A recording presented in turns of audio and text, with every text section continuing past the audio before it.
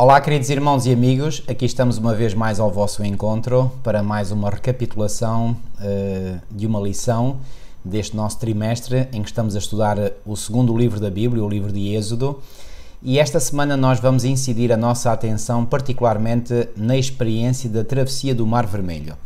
Pois bem, o que é que aconteceu logo após a saída dos filhos de Israel do Egito?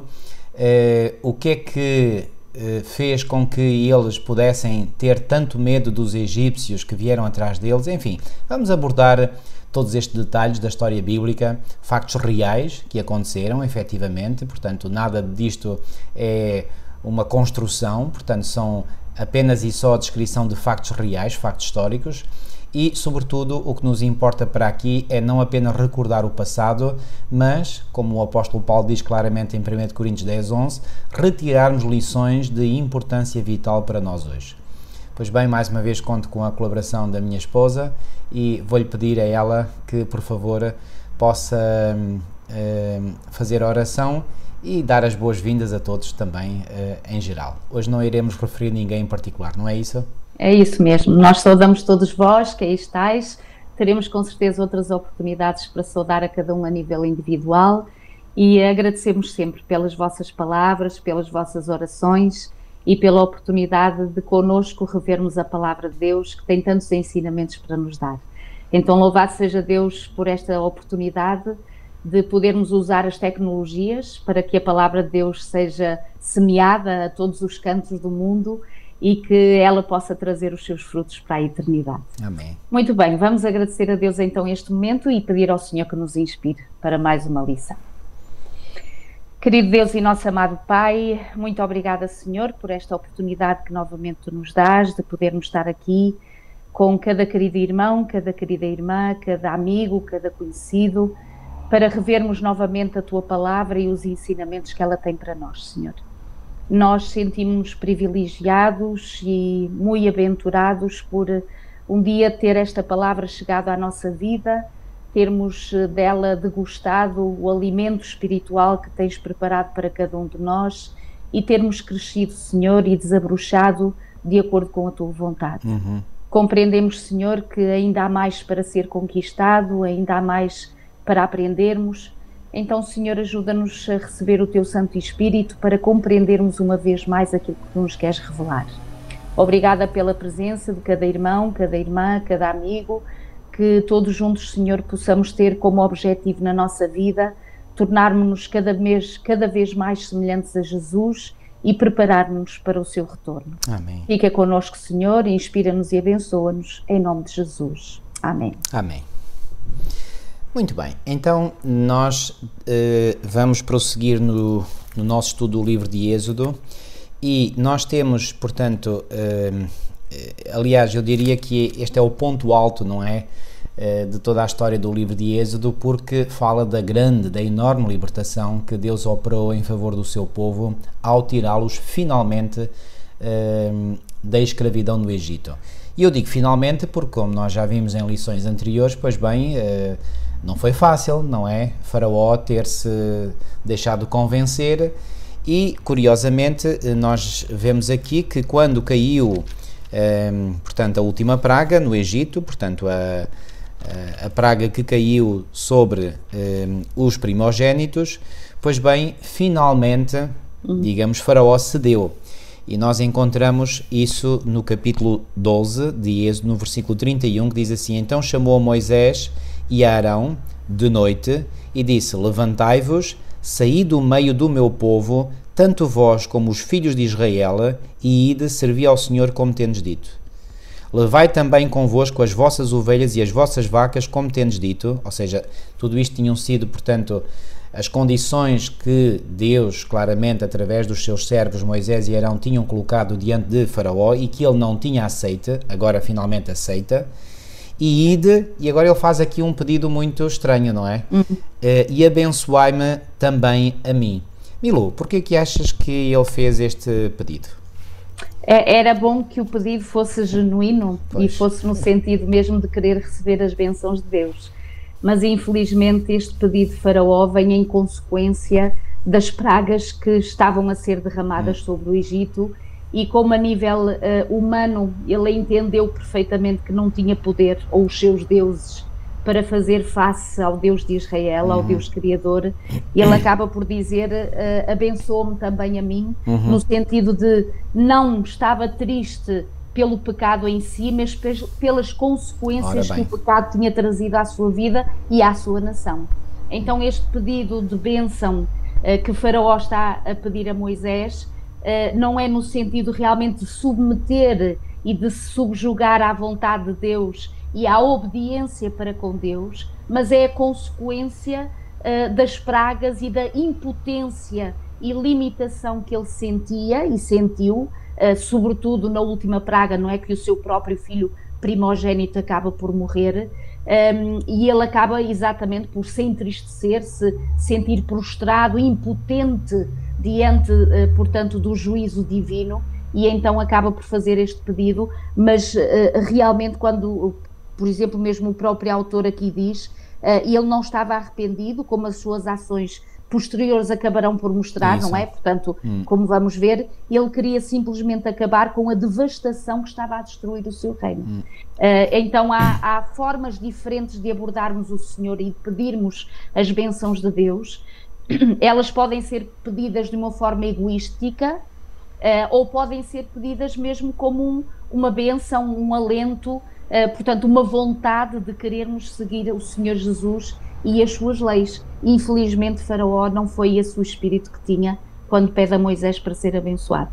Quando há um verdadeiro arrependimento, os genuínos frutos provocados por esse arrependimento seguir-se-ão na vida da pessoa. Exato. E, portanto, se este pedido de Faraó a Moisés fosse genuíno, então ele certamente revelaria esses frutos na sua vida. Não foi o caso.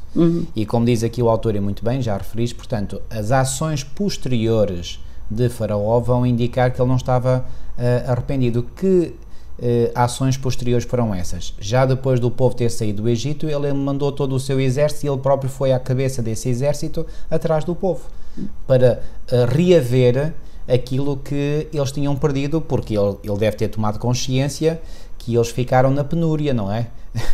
Porque o texto bíblico, e isso eu estou-me a rir porque eu acho graça, não tem graça nenhuma, mas foi uma graça de Deus para com o seu povo. Portanto, nos versículos 35 e 36 de Êxodo 12 diz assim: fizeram, pois, os filhos de Israel conforme a palavra de Moisés e pediram aos egípcios vasos de prata e vasos de ouro e vestidos.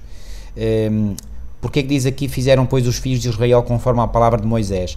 Porque já no capítulo 3, nos versículos 21 e 22, portanto, Êxodo 3, 21 e 22, quando houve aquele diálogo entre Deus e Moisés na sarça ardente, lá no deserto de Midian, diz aqui: e eu darei graça, portanto, Êxodo 3, 21 e 22, e eu darei graça a este povo aos olhos dos egípcios, e acontecerá que quando sairdes, não saireis vazios.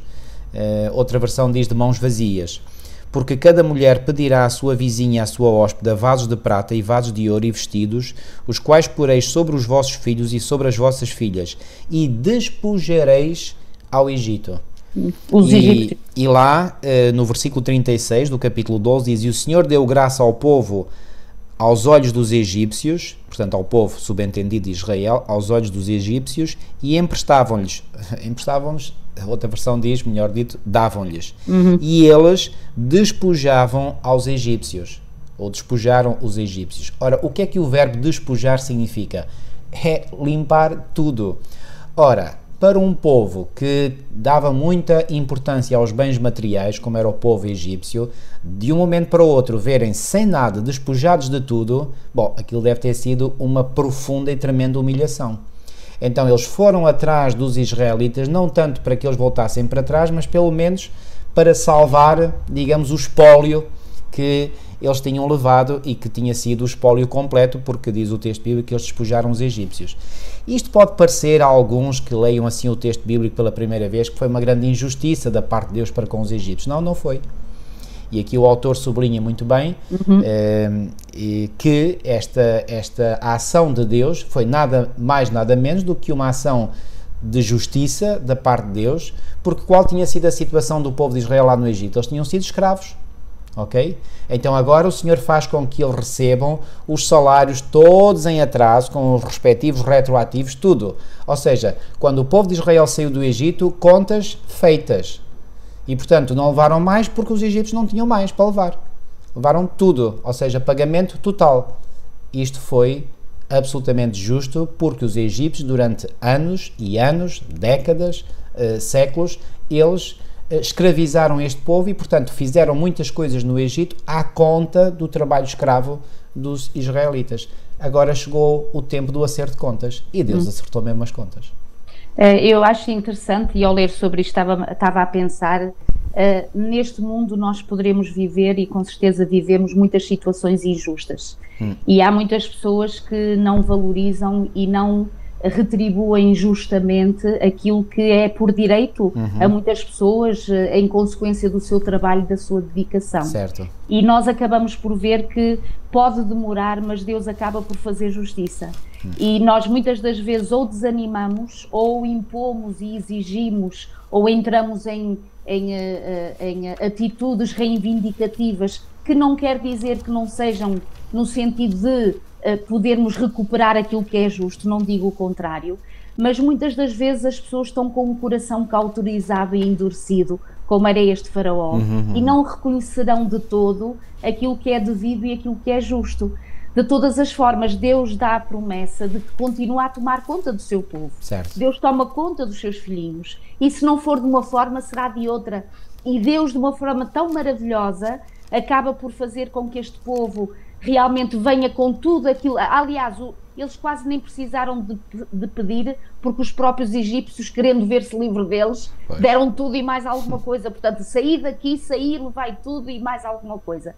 Agora, quando o faraó realmente, porque não era genuíno o seu arrependimento, continua na rebeldia contra Deus e contra a desobediência em relação ao mandamento do Senhor, que era deixar ir o povo, ele não só estava interessado, como tu disseste muito bem, em todos os seus haveres, não é? Que eles acabaram por levar, mas também pela mão de obra, que eles acabaram de perder. E então o objetivo dele também era recuperar outra vez todo aquele povo, porque eles acabam por ver aqui, portanto aqui para a frente no capítulo 14, e já agora que estamos a falar sobre isto, aqui no versículo 16, portanto 14 não, portanto capítulo 14 versículo 5, diz assim: sendo depois anunciado ao rei do Egito que o povo fugia, mudou-se o coração de Faraó, dos seus oficiais contra o povo, e disseram: que é isto que fizemos, permitindo que Israel nos deixasse de servir. Ou seja, eles acabaram por entender e perceber que realmente, pronto, já não iriam mais ter a mais-valia do trabalho escravo, de escravos, portanto, que eram os filhos de Israel, e então vem novamente esta ambição desmedida e descontrolada no coração de Faraó para realmente recuperar tudo aquilo que eles haviam perdido.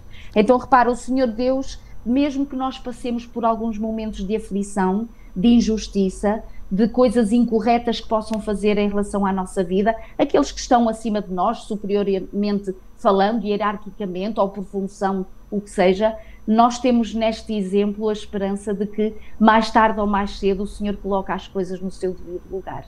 E louvado seja Deus. É verdade, e este exemplo mostra-nos também, não só este exemplo, mas muitos outros na Bíblia, mostra-nos que realmente a natureza humana é a mesma, não muda nada. Por isso é que o sábio Salomão, sob a inspiração divina, disse que não há nada de novo debaixo do sol. Porque hoje muitas pessoas continuam também a explorar o seu próximo em troca de benefícios que eles querem. Portanto, é uma ambição desmedida, não é? De querer e querer e querer. Sabem, quando o coração humano não está verdadeiramente preenchido pela presença de Deus, a ambição não tem limites. Portanto, porque a pessoa pensa que é por ter mais isto ou mais aquilo, ou por ter mais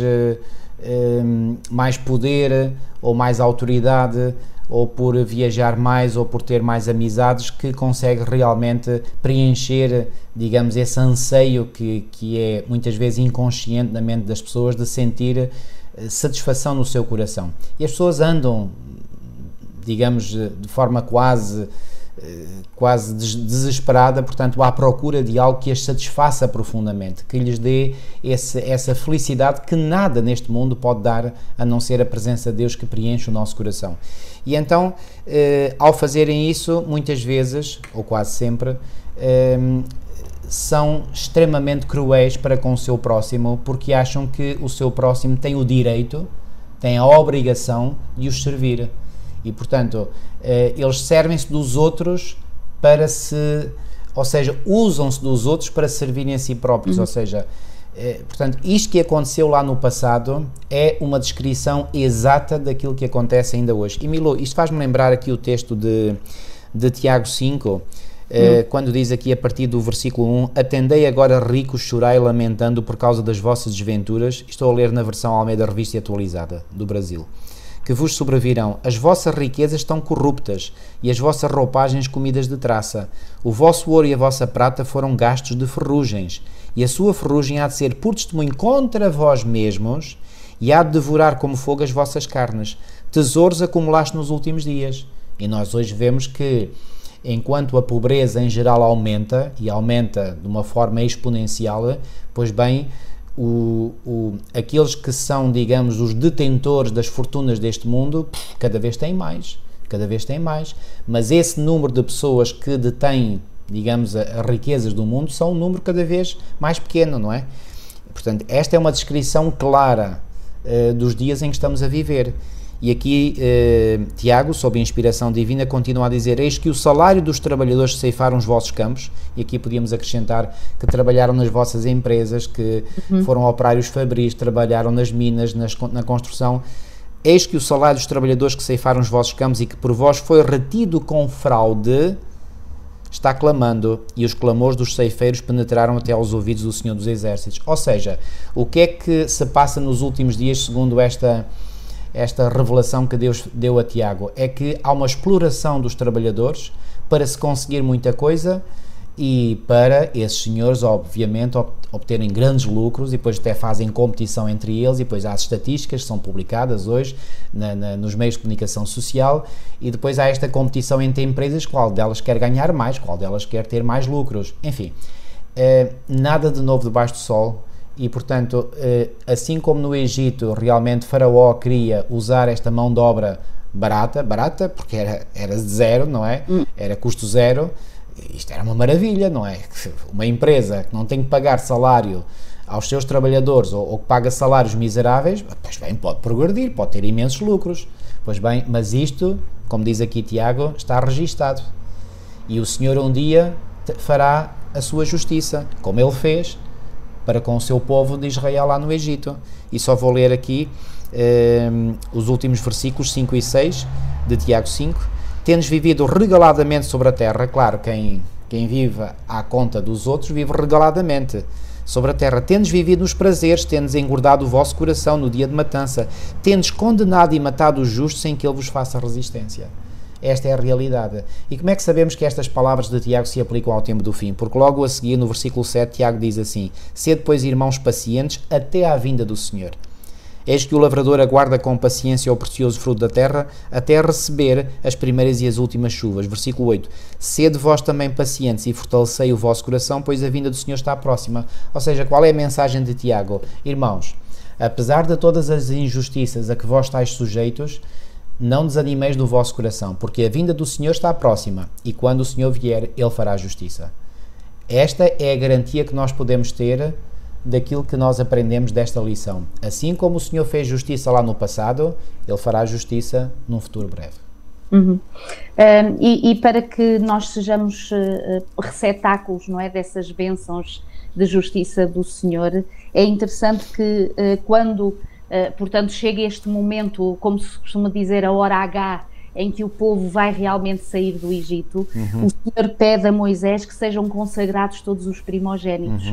Portanto, não só portanto, dos homens, portanto, mas também dos animais. Certo. Isto como que dando a entender, como diz aqui o autor da lição, eles, portanto, os primogénitos eram os primeiros frutos das bênçãos de Deus à sua própria nação, portanto, aos filhos de Israel, e era também um sinal da sua total consagração a Ele. Portanto, esta dedicação, esta consagração dos primogénitos ao Senhor seria nada mais, nada menos do que dizer que eles ficavam gratos para com Deus por tudo aquilo que eles tinham, por tudo aquilo que eles eram e pela grande libertação, não é? Que o Senhor agora, o próprio Deus estava a dizer que tudo era dele, ou seja, o Senhor era o Senhor da sua nação, era o Senhor do seu povo.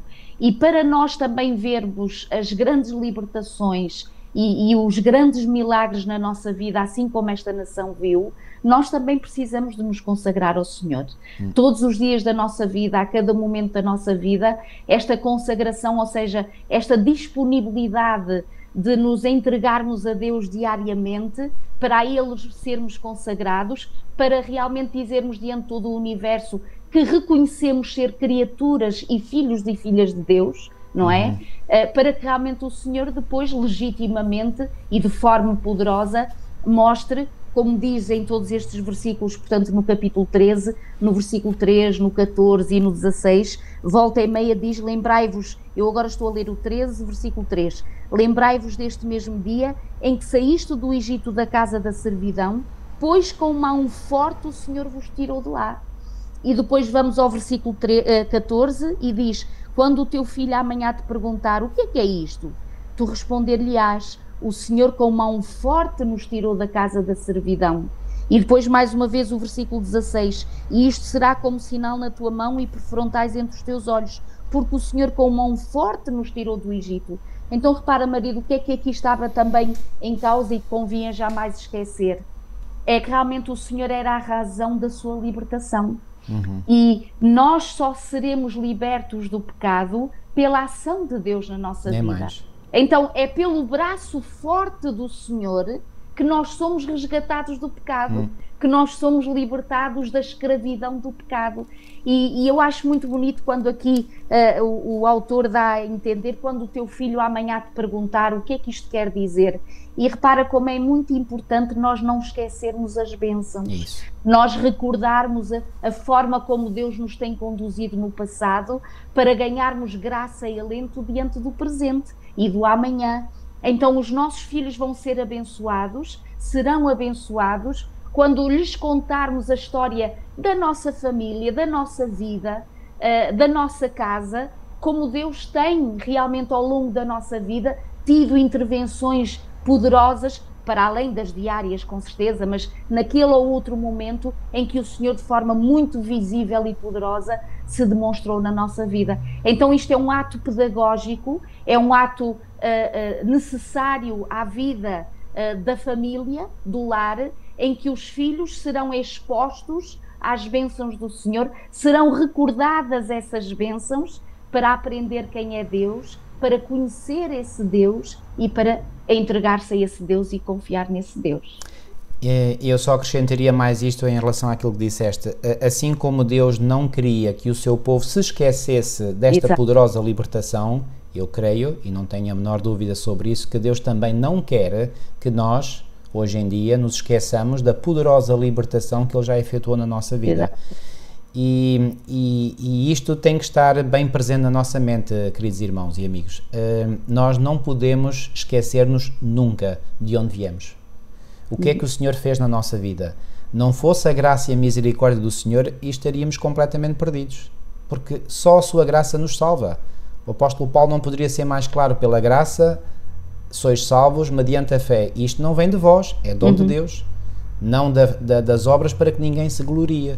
Então, nós não temos nenhum motivo, zero motivos, para nos gloriarmos em nós mesmos, apenas e só no Senhor. E isto nós não nos devemos esquecer, não podemos esquecer-nos, porque a partir do momento em que nós esquecemos daquilo que o Senhor fez por nós, nós começamos a centrar-nos no nosso próprio eu, e isso é a desgraça. Então nós temos que sempre nos lembrarmos, e uma das formas de nós nos lembrarmos é partilhar aos outros a história da salvação e aquilo que o Senhor tem feito na nossa vida. Isso é muito, muito, muito importante e contribui para nós permanecermos vivos espiritualmente falando. Isso fizeste-me lembrar estas palavras introdutórias que o autor faz na lição desta semana, na lição de sábado, nos últimos 2 parágrafos, quando diz: os acontecimentos da partida de Israel na terra de Gósen mencionados em Êxodo 12, até o Cântico de Moisés, alegremente cantado em Êxodo 15, são de cortar a respiração, realmente são incríveis. Os sinais, as maravilhas, os milagres redentores de Deus estão no seu auge, mas mesmo estes não se comparam ao que Cristo fez por nós na cruz, da qual o drama do Êxodo foi um mero prenúncio.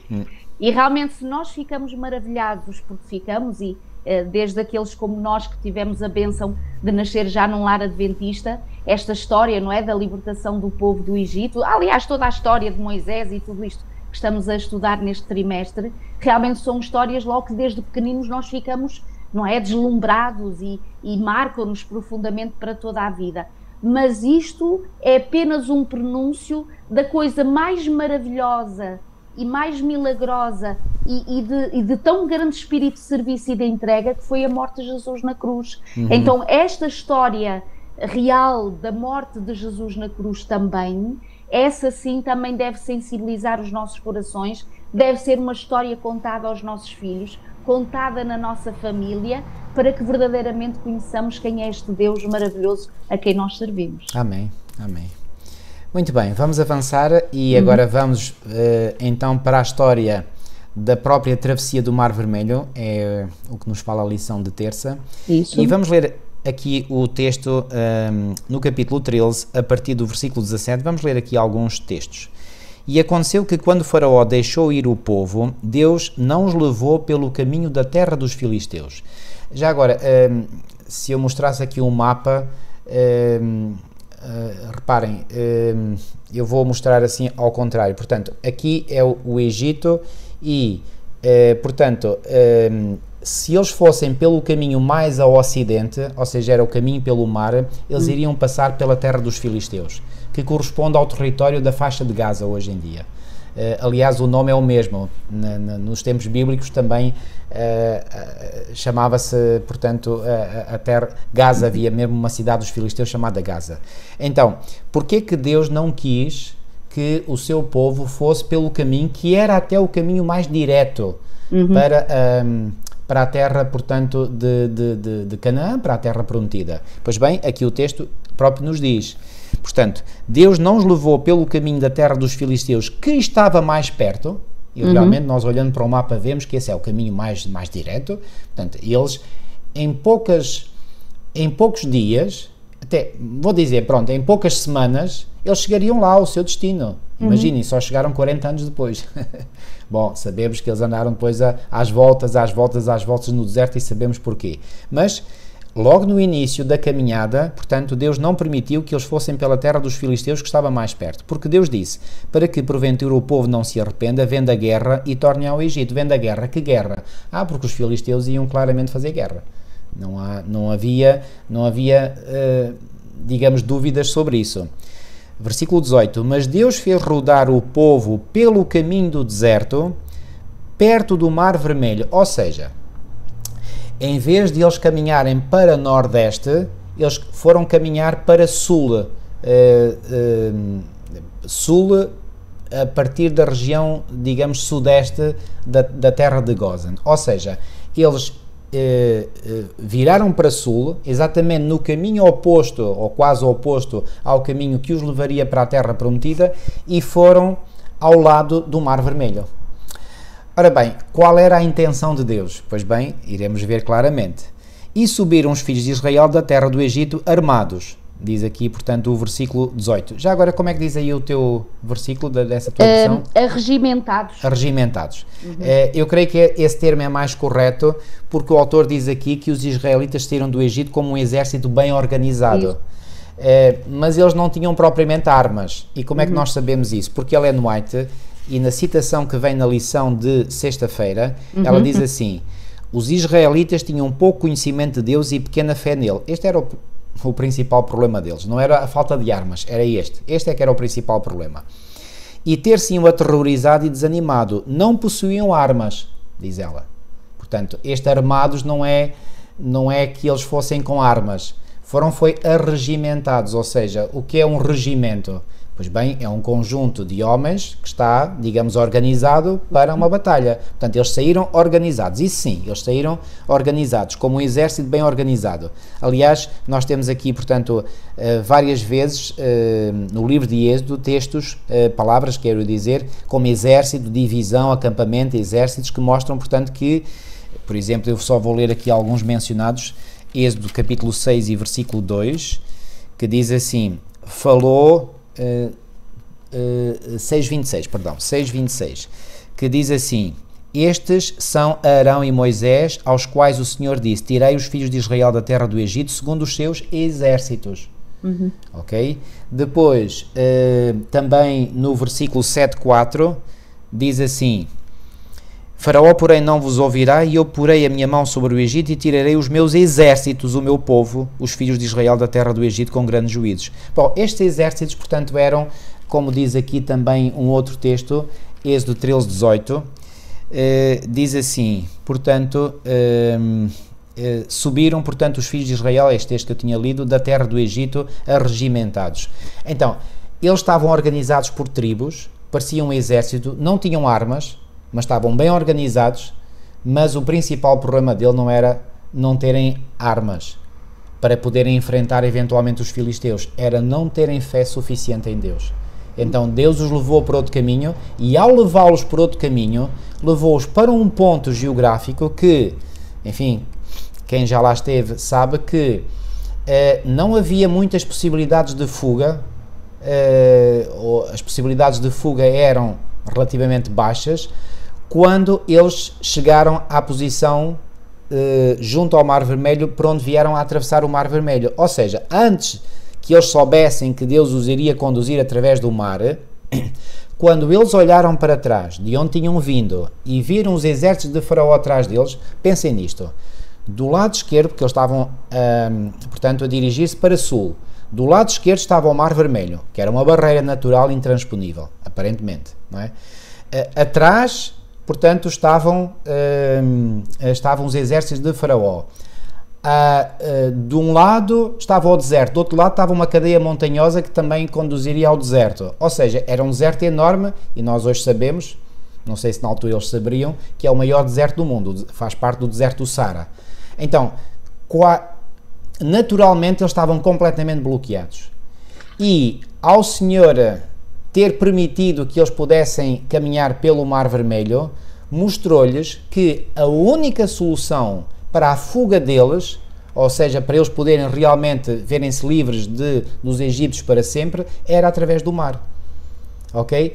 E mais, o mar vem-se a revelar não apenas a salvação para o povo de Israel, mas a ruína do povo dos egípcios, do povo egípcio. E quando eles finalmente sucumbiram no Mar Vermelho, para os israelitas isto era uma lição, ou deveria ter sido para eles uma lição, de que agora eles não mais deveriam temer os seus inimigos, porque os seus inimigos estavam destruídos para sempre, incluindo o próprio Faraó. E como é que nós sabemos? Porque aqui, e muito bem na lição de quinta, o autor aqui refere o Salmo 136:15, e no Salmo 136:15, o que é que o salmista lá diz? Salmo 136:15 diz assim: mas derribou a Faraó com o seu exército no Mar Vermelho. Portanto, derribou a Faraó com o seu exército no Mar Vermelho. Não foi apenas o exército de Faraó, foi o próprio Faraó, o tal Faraó tão rebelde, tão duro de coração, que pereceu lá no Mar Vermelho. Então, Deus sabe para onde nos conduzir. E, queridos, porquê é que eu estou a enfatizar estes detalhes que talvez para alguns de vós não tenham nenhuma importância? Pelo seguinte, é que o caminho mais direto, eu vou agora resumir, o caminho mais direto para o povo de Israel fazer a partir da terra de Gósen, que ficava no norte do Egito, para a terra prometida, era pela terra dos filisteus. Mas Deus não os conduz por aí, conduz por portanto, um era assim, o outro era assim, portanto é quase diametralmente oposto. Deus os conduz quase por uma direção diametralmente oposta àquela que eles deveriam ir. Porquê? Porque o Senhor sabia o que é que queria fazer. Ele sabia qual era a condição do seu povo. Qual é a grande lição que nós podemos e devemos retirar disto? É que muitas vezes nos parece a nós que o Senhor está a enganar-nos, porque não nos conduz pelo caminho que nos parece, na nossa razão, na nossa lógica humana, o caminho a seguir. Mas Deus sabe que, ao não nos conduzir por esse caminho, que até pode ser o caminho mais direto ou mais fácil, Deus tem em vista algo muito melhor para nós. E Deus, ao ter conduzido o povo no sentido do deserto e ao lado do Mar Vermelho, teve como objetivo destruir para sempre os seus inimigos. Estes agora não iriam mais persegui-los. E isso eles podiam ter a certeza absoluta. Quando Deus resolve as coisas, resolve de uma forma extraordinária.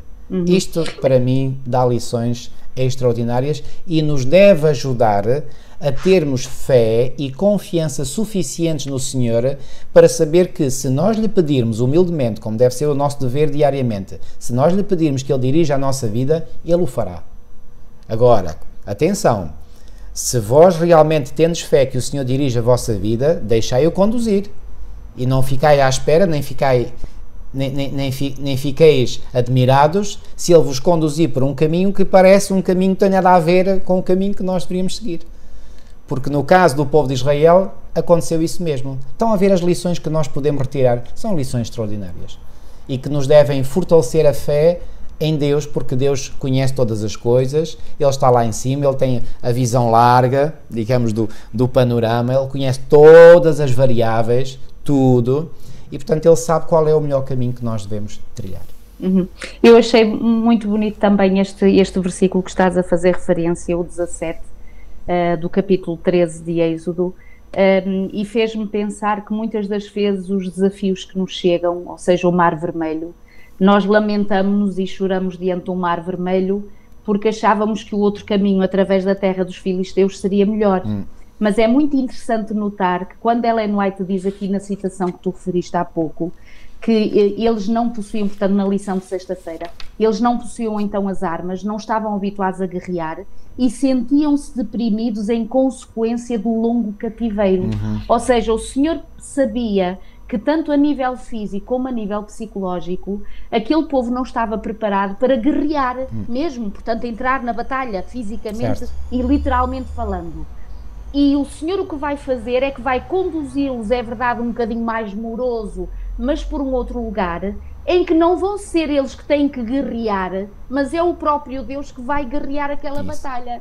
Ou seja, Deus acaba por poupar o seu povo, porque Ele sabia o seu estado, a sua condição, que eles ainda precisavam de ser alimentados por Deus, conhecer ainda mais o Senhor, perceber ainda mais este Deus que ao longo de gerações já havia sido diluído, não é, no paganismo do lugar onde eles tinham estado durante tantos anos, portanto que era o Egito.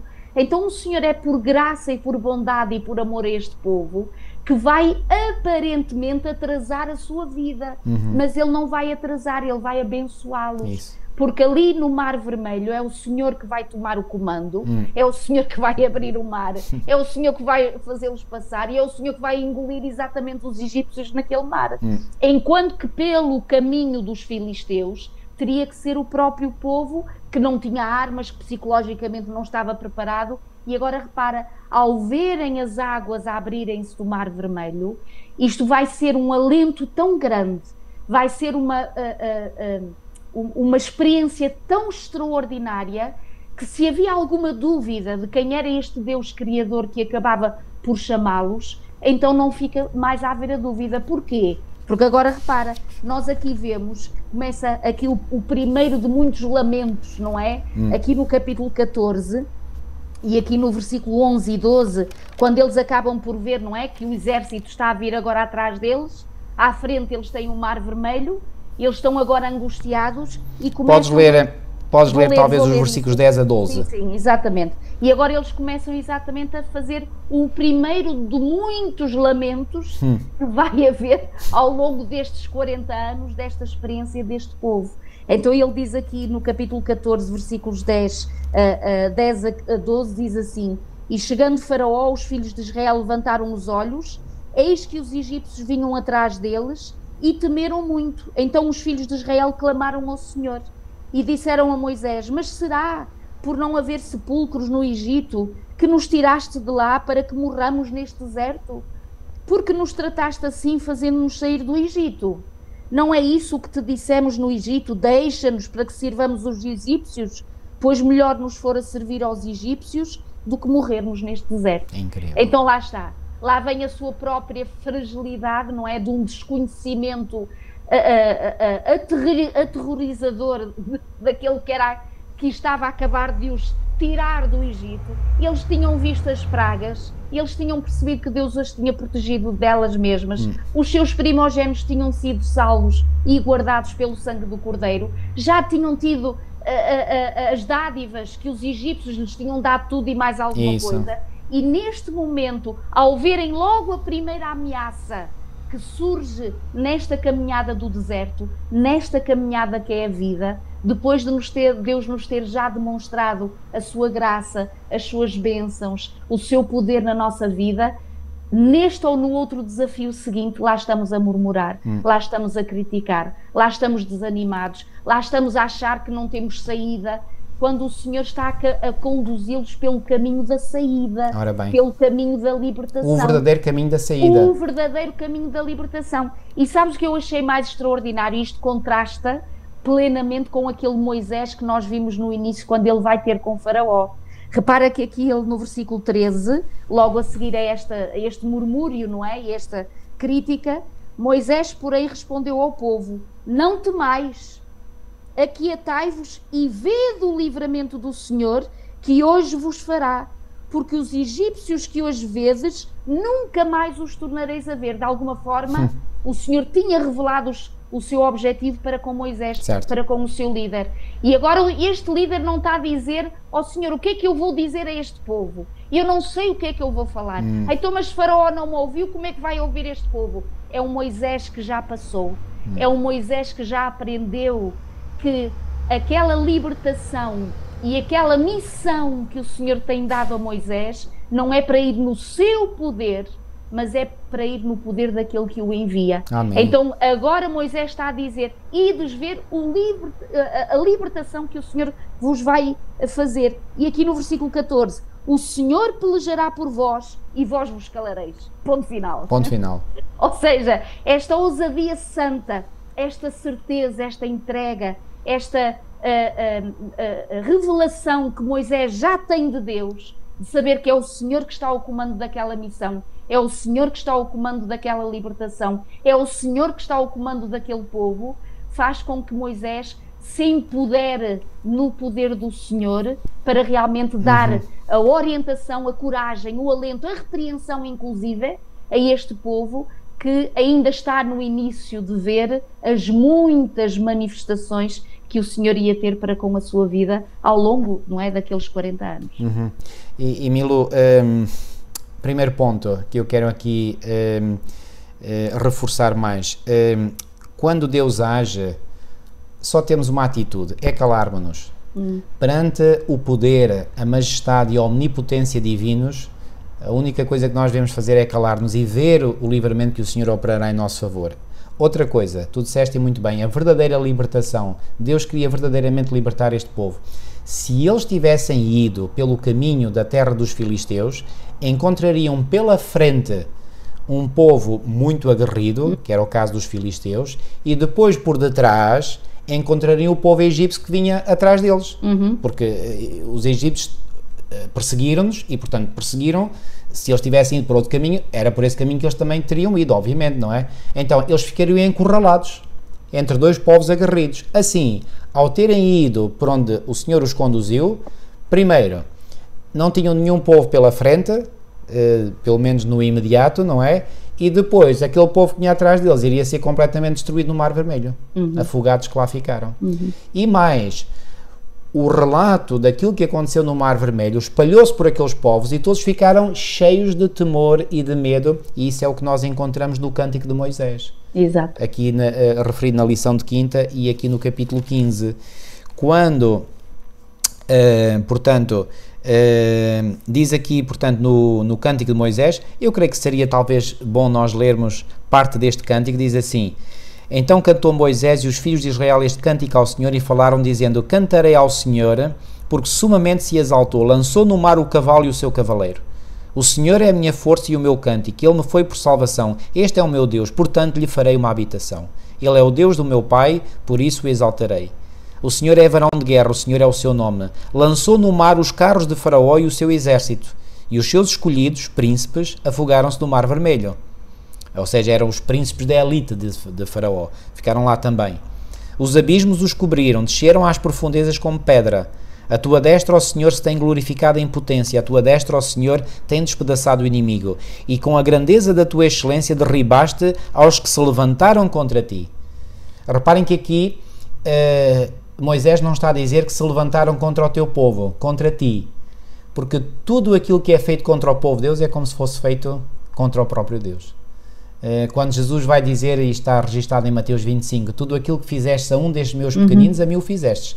E tudo aquilo que deixaste de fazer a um destes meus pequeninos, a mim o deixaste de fazer. Isto mostra a total forma como Deus se identifica com o seu povo. E, portanto, ai daqueles que tentam lutar contra o povo de Deus. Estão a lutar contra o próprio Deus. E estão a lutar, ao lutarem contra o próprio Deus, estão a lutar contra um ser que é absolutamente invencível, não é? Portanto, é uma loucura alguém pôr-se a querer lutar contra Deus, quer dizer, é a loucura das loucuras. E depois, eu gosto destas expressões poéticas. E com o sopro dos teus narizes amontoaram-se as águas, as correntes pararam como montão, os abismos coalharam-se no coração do mar. O inimigo dizia, perseguirei, alcançarei, repartirei os despojos. Cá está, repartirei os despojos. Ou seja, eles queriam apanhar as riquezas que eles, israelitas, tinham levado do Egito. Fartar-se-á a minha alma deles, arrancarei a minha espada e a minha mão os destruirá. Sopraste com o teu vento, o mar os cobriu, afundaram-se como chumbo em veementes águas. Ó Senhor, quem é como tu, entre os deuses? Quem é como tu, glorificado em santidade, terrível em louvores, obrando maravilhas? Estendeste a tua mão direita, a terra o estragou. Tu, com a tua beneficência, guiaste este povo que salvaste. Com a tua força o levaste à habitação da tua santidade. E agora repara, versículo 14. Os povos o ouvirão e eles estremecerão. Apoderar-se-á uma dor dos habitantes da Palestina. Então os príncipes de Edom se pasmarão. Dos poderosos dos Moabitas apoderar-se-á um tremor. Derreter-se-ão todos os habitantes de Canaã. Espanto e pavor cairá sobre eles, pela grandeza do teu coração emudecerão como pedra, até que o teu povo haja passado ao Senhor, até que passe este povo que adquiriste. Tu os introduzirás e os plantarás no monte da tua herança, no lugar que tu, ó Senhor, aparelhaste para a tua habitação, no santuário, ó Senhor, que as tuas mãos estabeleceram. O Senhor reinará eterno e perpetuamente, porque os cavalos de Faraó, com os seus carros e com os seus cavaleiros, entraram no mar, e o Senhor fez tornar as águas do mar sobre eles, mas os filhos de Israel passaram em seco pelo meio do mar. Isto é extraordinário. E, portanto, aqui eles vieram a perceber mais tarde que, afinal, a forma como Deus os tinha conduzido pelo caminho para o deserto, ao lado do Mar Vermelho, foi o melhor caminho. Destruiu os egípcios, que se eles tivessem, repito, ido pelo caminho da terra dos filisteus, não havia a possibilidade de os destruir de forma tão eficaz, não é? Ali com as águas do Mar Vermelho, de repente a fecharem-se, não é? E a caírem sobre...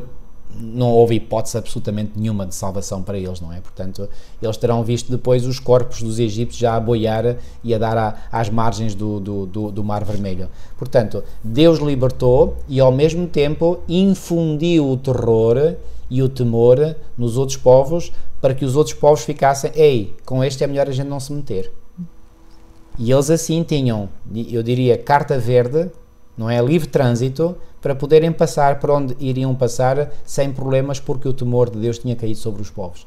Então Deus faz ou não faz, e depois, se isto não aconteceu, não foi porque Deus não quisesse, foi porque o povo continuou a rebelar-se contra Deus, ou seja, o povo de Deus veio a revelar atitudes semelhantes que o próprio Faraó e os próprios egípcios tinham revelado. Quão triste isto é, que muitas vezes nós, como povo de Deus, nós sigamos pelos mesmos passos que seguem os gentios, aqueles que não conhecem a Deus.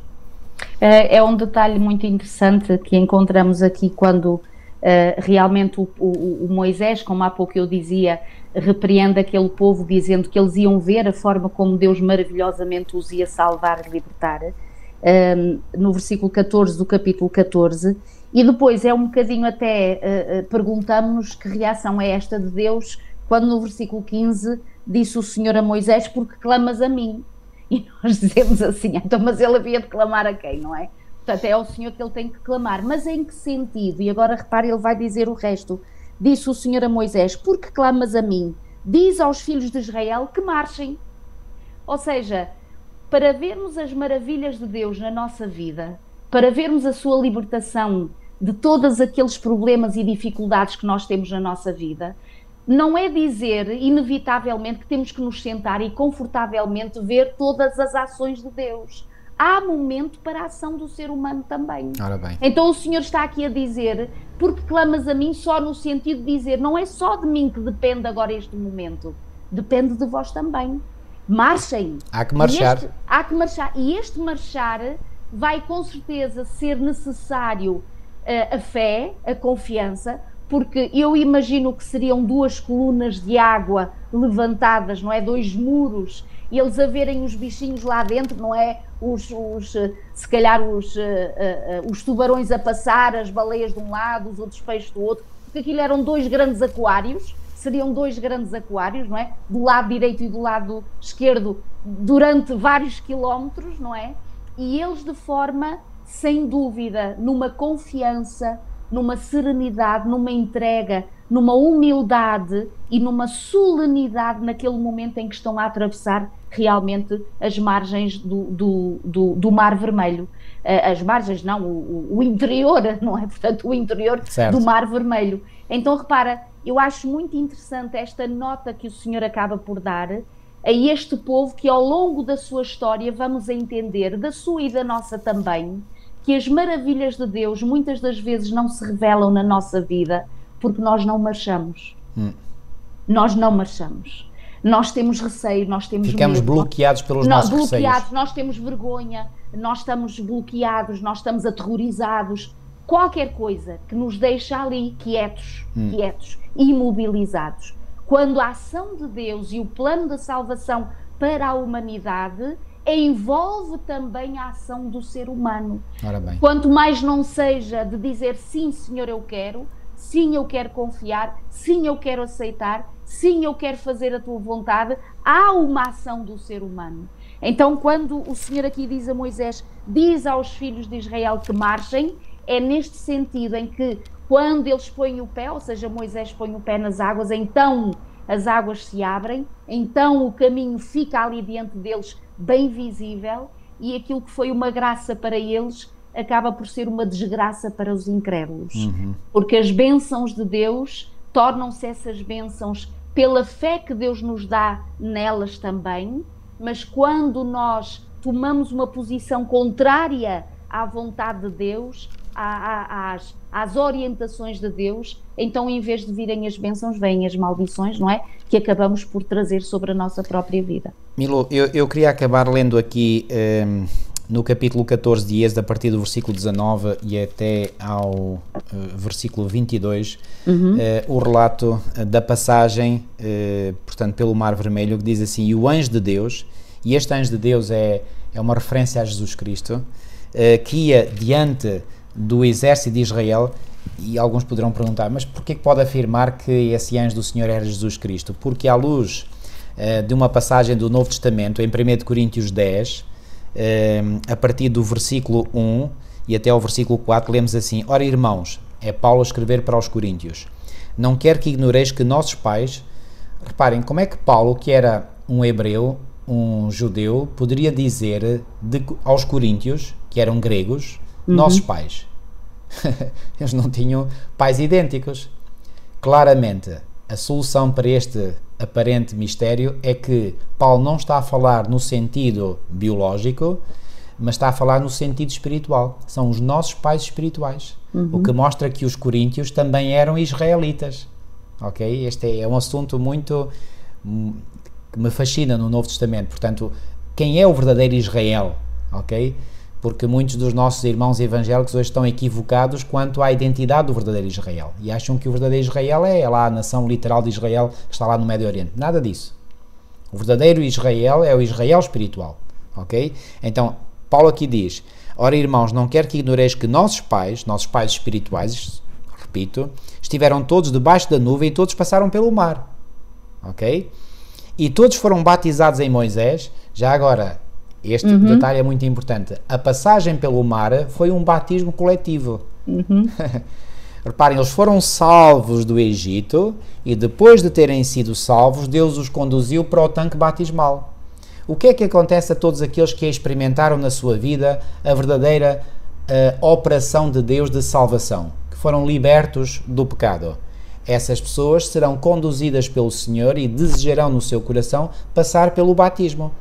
Assim como Deus lá no passado, reparem na sequência, primeiro salva, depois de os salvar, vai fazê-los passar pelo batismo. Depois deles passarem pelo batismo, vai conduzi-los aonde? Até ao Monte Sinai, para lhes dar a sua lei. Então há 3 etapas no processo da salvação. Primeira etapa, salvação pela graça. Se fosse por eles, nenhum deles teria saído do Egito, porque era impossível, humanamente falando. Nenhum de nós consegue por si próprio sair da escravidão do pecado. Impossível. Tem que ser mesmo pela intervenção sobrenatural de Deus. Então, primeira etapa, salvação pela graça. Segunda etapa, eu entrego-me ao Senhor pelas águas do batismo. Terceira, o Senhor agora apresenta-me diante de mim a sua lei para dizer: filho, agora que foste salvo, este é o caminho que deves seguir comigo. Isto é isto. Então, esta história do Êxodo, que poderosas lições espirituais nos ensina. Mas eu vou continuar aqui a ler o que Paulo diz. E todos comeram de um mesmo manjar espiritual e beberam todos de uma mesma bebida espiritual, porque bebiam da pedra espiritual que os seguia. E a pedra era Cristo. Então Paulo claramente afirma que quem conduziu o povo de Israel para fora do Egito foi quem? Cristo. Então este anjo do Senhor que vem aqui mencionado, portanto em Êxodo 14, 19, é Jesus Cristo. E o anjo de Deus que ia adiante do exército de Israel se retirou e ia atrás deles. Também a coluna de nuvem se retirou de diante deles e se pôs atrás deles. E agora reparem, ia entre o campo dos egípcios e o campo de Israel, e a nuvem, esta nuvem que separava os dois campos, o campo de Israel e o campo dos egípcios, e a nuvem era escuridade para aqueles, ou seja, para os egípcios, e para estes, para os israelitas, esclarecia a noite. Ou seja, não se esqueçam, eles atravessaram o Mar Vermelho de noite, não foi de dia, foi de noite. Mas não iam às apalpadelas. Não, aquilo tinha lá super holofotes. Holofotes dos mais potentes, era como se fosse de dia. Eles viam, os egípcios não viam nada, para eles eram as trevas, mas para o povo de Deus estava tudo bem iluminado, ok? E a nuvem era escuridade para aqueles, e para estes esclarecia a noite, de maneira que em toda a noite não chegou um ao outro, em toda a noite, então foi durante toda a noite que eles atravessaram. Versículo 21, então Moisés estendeu a sua mão sobre o mar e o Senhor fez retirar o mar por um forte vento oriental toda aquela noite, e o mar tornou-se em seco e as águas foram partidas, e os filhos de Israel entraram pelo meio do mar em seco, as águas foram-lhes como muro à sua direita e à sua esquerda, como muro. Como tu disseste muito bem, aquilo era como se fossem 2 aquários, um à esquerda e outro à direita.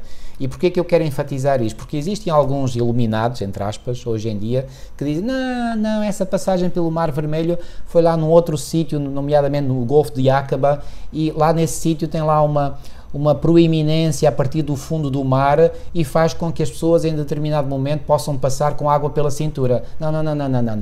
Não venham com essa história, que isso é uma treta autêntica.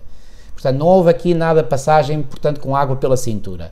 Houve uma barreira, um muro, ou seja, portanto, vários metros de altura de água, e eles passaram pelo fundo do mar a seco, ao passo que havia um muro de água do lado esquerdo, um muro de água pelo lado direito, luz, holofotes, tudo preparado para que o povo de Deus pudesse passar são e salvo. O mesmo não aconteceu para os egípcios. Então isto não mostra claramente a providência de Deus, o poder de Deus, claramente.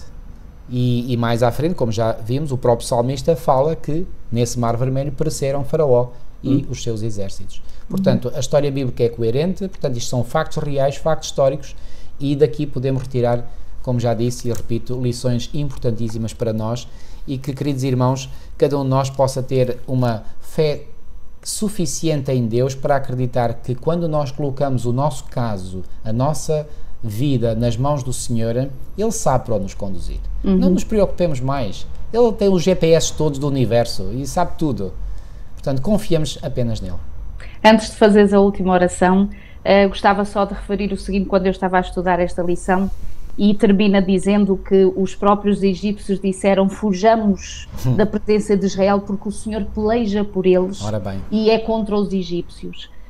Quando nós temos uma verdadeira experiência com o Senhor, a libertação que Deus faz na nossa vida e a ajuda que Ele tem para connosco e o cuidado que Ele tem para connosco será um testemunho às nações que estão à nossa volta, às pessoas que estão à nossa volta, quem é o Deus de Israel, quem é o nosso Deus, o nosso Criador.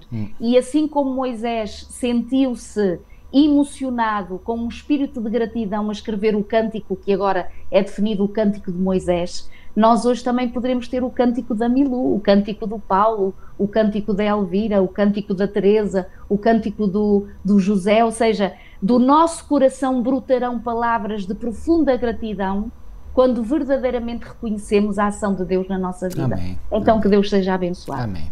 E louvado. Vamos orar. Nosso querido e amado Pai, como ter palavras, Senhor, de reconhecimento e de agradecimento pela Tua palavra, Senhor. Amém. Por esta palavra inspirada que contém a história do Teu povo ao longo de todos os tempos da história. E, Senhor, que lições preciosíssimas, que lições extraordinárias nós podemos e devemos retirar destes episódios que ocorreram no passado com o Teu povo. Ó Senhor, ajuda-nos a ter uma fé genuína em Ti, uma fé que não se deixa abalar pelas dificuldades, pois nenhuma dificuldade é forte demais para impedir o Teu braço omnipotente de agir em favor do Teu povo. Amém. Senhor, não temos palavras verdadeiramente. Tu és o Deus omnipotente, o Senhor dos exércitos. Ajuda-nos, Senhor, a confiar em Ti de todo o nosso coração e que nós possamos, Senhor, verdadeiramente viver esta libertação, este verdadeiro êxodo na nossa vida, que nos ajudes a passar pelos mares vermelhos pelos quais temos que passar e que possamos ter a certeza, Senhor, que Tu nos conduzes e que finalmente nos introduzirás na Canaã celestial. Amém. Fica, pois, connosco, é o que nós te pedimos e pela fé te agradecemos, em nome de Jesus. Amém. Amém. Queridos amigos, ficamos por aqui hoje, despedimos-nos e marcamos encontro para a próxima semana. Partilhe este vídeo com alguns amigos, alguns queridos, família e vemo-nos na próxima semana, se Deus quiser.